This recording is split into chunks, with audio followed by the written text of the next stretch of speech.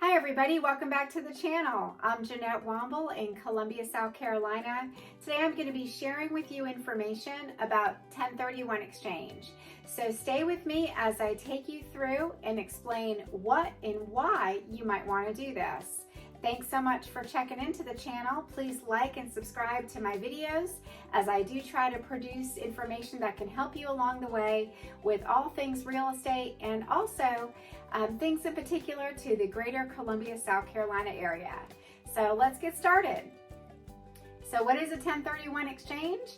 Well, it's a way to defer your capital gains, which when it comes to the world of real estate can save you tens of thousands of dollars. So if you're an investor and you've never done this before, or you've been sitting on a rental property, stay with me because you're going to love the fact that this is going to help you as you continue to invest in real estate and make that bottom line look really good. The first step is to contact a qualified intermediary. The reason why you want to do this is because they can help with the classification to make sure that the properties that you're looking at purchasing will meet the guidelines. They also would be responsible for holding any proceeds between when you sell your primary investment property and the property that you identify, or the properties that you identify that you want to invest in. So be sure to work with that third-party intermediary. The other thing that you're going to want to do is contact a local realtor in the city and state that you're looking to invest in. You can invest in other states, so 1031 exchanges will qualify going out of state. So if one property is in Albany, New York, and another one is in Miami, Florida, you can definitely do that. You cannot invest outside of the United States though. So for international purchasing, the 1031 exchange program would not qualify. Some people right now, with the appreciation we have in most of the country, are able to really cash out of some of their rentals that they've owned for many years and be able to buy multiple properties with the proceeds. So what you would do is you can identify the property that you want to invest in before you've sold your current, or you can go ahead and sell the current and then identify the property or properties that you want to purchase. There is a specific time frame that you need to act within. So the designated time frame is 45 days to identify your potential properties. So again, you have 45 days from when you sell your primary property or properties to identify your next properties, and you're going to want to use an intermediary for this part of the process.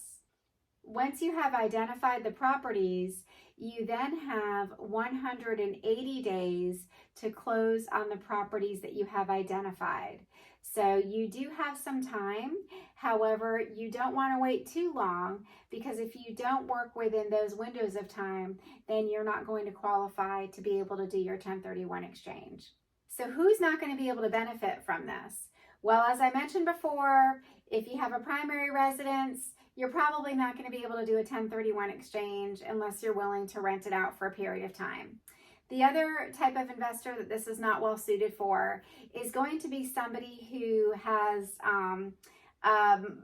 goals to flip. So if you are looking to buy a flip and sell it just a few months later, 1031 exchange is not going to qualify.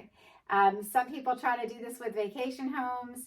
That gets a little sticky as well. So you definitely want to speak with an intermediary about that. And of course, if you are not using like properties, that can also become challenging to do a 1031 exchange, because it does stipulate that you have to sell like to purchase like. So you definitely want to check with an expert that facilitates 1031 exchanges, just to make sure that your sale and your purchase are aligning the way they need to. And obviously you can use a licensed realtor, someone such as myself, to help you identify properties within that 45-day window so you can stay consistent and compliant on doing your exchange. It's a really great way to avoid having to pay tens of thousands of dollars to the IRS. And these days, investing in real estate has become very lucrative given the great rental values and rental markets that seem to be all across the country. I've worked with a lot of people that have looked to do 1031 exchanges, and it's definitely very worthwhile to look into. The last thing that I wanted to share with you is if you are looking to do a 1031 exchange in Columbia, South Carolina, our city has two different tax brackets.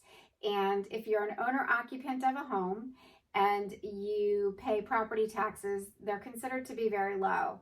Most property taxes in Columbia, South Carolina are so low that thousands of people are moving here due to the low cost of living. However, if you're looking to do a 1031 exchange, do keep in mind that the property taxes for investment properties in Columbia, South Carolina are going to be 3.5 to 4 times what they're going to be for an owner occupant. So just as an example, if you 1031 exchange into a $220,000 home, your property taxes are going to run close to $6,200 to $6,400 a year on that property. So it's really important to get with a local realtor and to share your spreadsheets or your mathematical equations for investment so that we can help you understand from an ownership standpoint some of the implications financially to property ownership in the local markets. If I can help you with anything as far as your next steps with 1031 exchanges, or you would like some references to intermediaries or even CPAs, please feel free to reach out to me. Again, I'm Jeannette Womble, a local realtor here in Columbia, South Carolina, and I love to help people with their 1031 exchange goals. Thanks so much for watching, and I hope you're having a great day.